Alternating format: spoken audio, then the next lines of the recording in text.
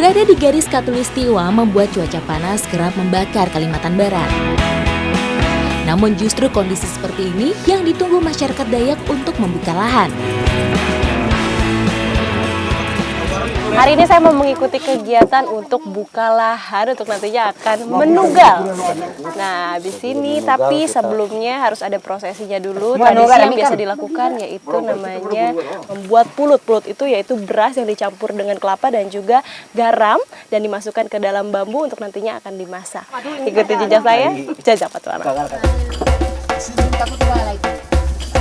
Memasak pulut tidak ditentukan jumlahnya karena hanya sebagai syarat. Pulut diasap di lahan yang akan ditaburi benih. Sambil diasap, buka lahan pun dilakukan. Buka lahan adalah tradisi turun-temurun yang dilakukan gotong royong.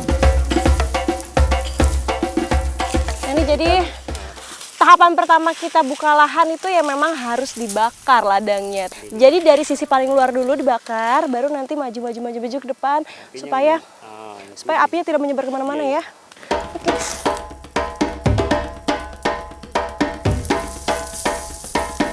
Buka lahan merupakan kegiatan masyarakat Dayak membakar sisa-sisa semak di ladang mereka. Kegiatan ini dilakukan seminggu usai semak ditebang. Dalam satu ladang, buka lahan dilakukan bertahap supaya api tidak terlalu besar. Tanah di Bengkayang bukan tergolong gambut, sehingga membuka lahan di Desa Sahan ini tidak berbahaya. Agar api tidak meluas, harus dibakar di titik yang berlawanan arah angin.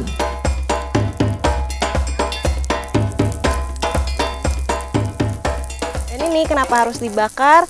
Karena untuk mensterilkan tanah dari tanaman-tanaman yang lain agar nanti bibit yang akan kita tanam itu hasilnya bagus, terus berkembangnya juga bagus ya Pak ya. Betul.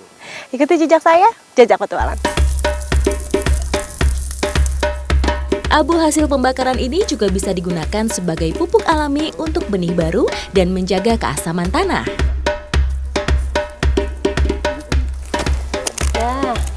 Nah, jadi sebelum menugal ini harus ada tradisi lagi yang harus kita lakukan dan ini adalah syaratnya. Jadi kita harus menanam beberapa hasil panen yang sudah lewat seperti ada serai, ada kunyit, ada jahe, ada juga keladi.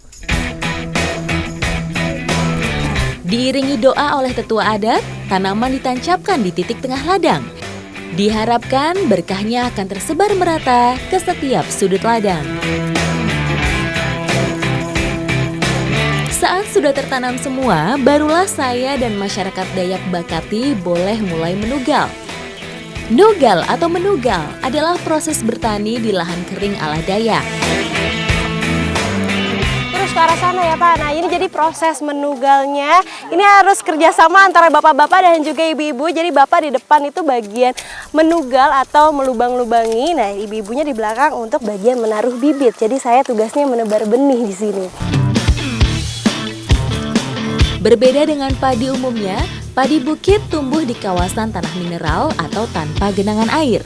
Seperti di Desa Sahan ini, padi bukit wajib ditanam sebagai persediaan makan pokok selain ketela dan keladi. Benih sudah ditebar, barulah kami menikmati hidangan.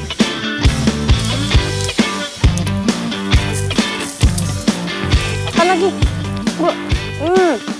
Senangnya. Habis buka lahan, habis menugal, semua capek, langsung makan bareng-bareng. Walaupun memang menunya kelihatan sederhana, yaitu hanya makan salikat atau pulut. Tidak ada lauknya, hanya ini aja tapi rasanya udah gurih. Ini udah enak banget dimakan rame-rame. Nasi pulut merupakan makanan khas Kalimantan, sehingga wajib ada pada setiap ritual untuk melestarikan tradisi.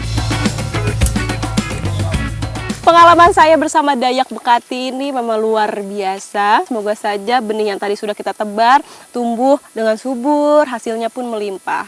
Tetap ikuti jejak saya, Jajak Petualang.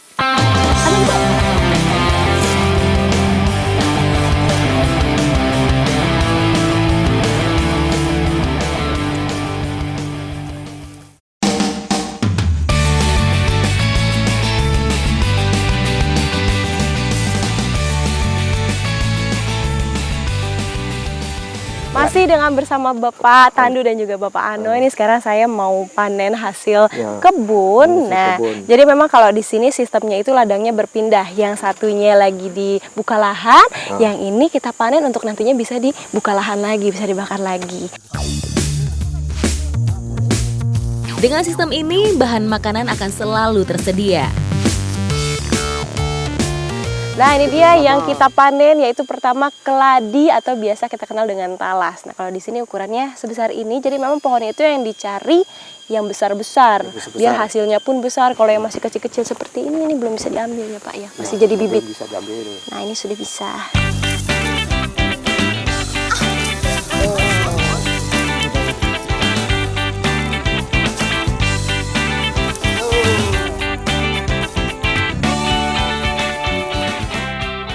Sama seperti keladi, ketela mengandung gizi dan vitamin A yang tinggi.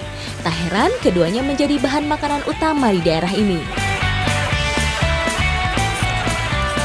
Oh, ini besar nih, lumayan nih. Berbeda dengan tadi panen keladi, kalau ketela ini kita panennya harus sedikit korek-korek dan juga dipetik. Kalau tadi kan dicabut sama batang-batangnya. Kalau ini enggak ya, malahan masih ada yang kecil-kecil itu harus ditanam lagi.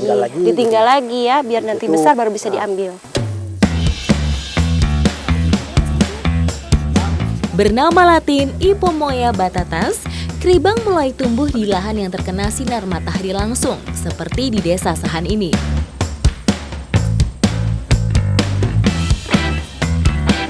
Nah, sudah banyak. Itu udah banyak belum Pak? Sudah. Nah, sepertinya sudah cukup. Habis ini kita mau langsung jual ini ke Malaysia. Memang kalau masyarakat sini hasil kebunnya terutama ketela dan juga keladi itu memang langsung dijualnya di sana. Langsung ke Malaysia. Berarti kita keluar negeri nih habis ini. Ikuti jejak saya, Jejak Petualang.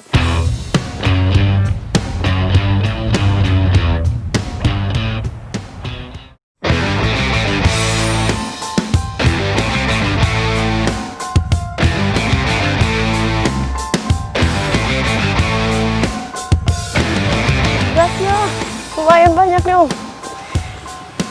Wow.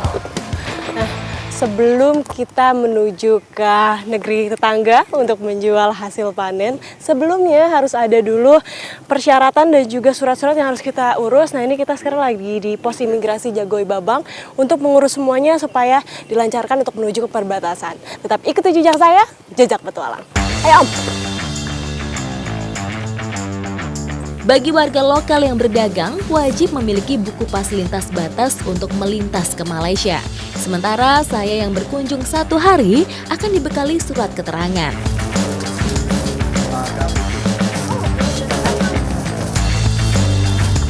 Setelah menempuh perjalanan sekitar 38 km dari desa, sampailah kami di pasar tradisional di Sarawak, Malaysia.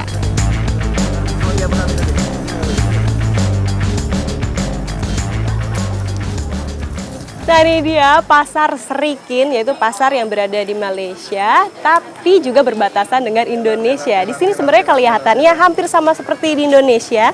Tuh ya. Ya, ini lagi ramai-ramainya, semoga saja kita laku dagangnya. Akhir pekan adalah waktu yang ditunggu masyarakat perbatasan Jagoi Babang. Disinilah mereka berbondong-bondong mengais rejeki dari pukul 7 pagi hingga petang. Jaraknya memang lebih jauh dibanding ke pasar tradisional kota Jagoi. Namun untung yang berlipat menjadi alasan mereka berdagang di sini.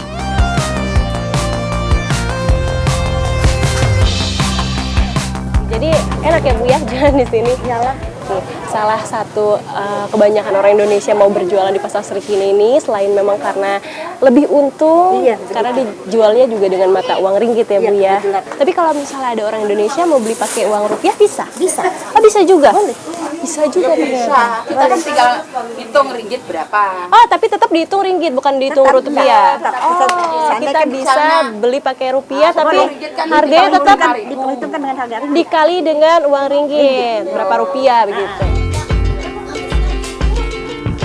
Berbanding terbalik dengan pedagangnya, 90% pembeli adalah orang Malaysia. Di pasar ini, mereka berbelanja bahan makanan yang tidak ada di Malaysia, meski harus menempuh jarak 57 km dari kota Kuching. Kalau dari menurut pandangan saya, ini perbedaannya sangat terlihat jelas mana orang Indonesia, mana juga orang Malaysia. Terlihat dari penampilannya kalau orang Malaysia itu jauh lebih modern walaupun hanya ke pasar saja. Tetap ikuti jejak saya, Jajak Petualang. Keberadaan pasar memang tidak bisa dilepaskan dari kehidupan sehari-hari masyarakat. Ketika kebutuhan bisa terpenuhi, jarak dan suku bangsa tidak lagi menjadi penghalang. Sekilonya RM5. Sekilo aja. Tela ungu RM5. Nah, enaknya kalau di sini nggak ada tawar-menawar seperti di Indonesia perbedaannya. Jadi udah ada harga pastinya seperti ini. Ini tela ungu sudah ada harganya RM5, jadi nggak bisa ditawar lagi. Memang sudah pas segini harganya ya. Berarti sudah ya? Sudah kembali? Udah uang pas? Thank you. Beli berapa, Bu?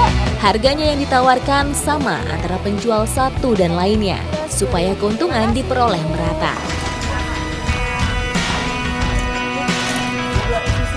Ini 1 kilonya RM5.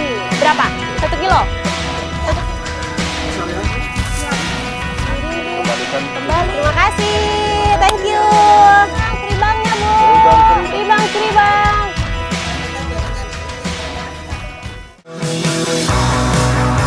Mulai sambi kalau di sini ya, Bu. Yaitu menarik kelapa yang sudah diikat seperti ini panjang menuju ke kampung supaya tidak berat untuk kita bawa.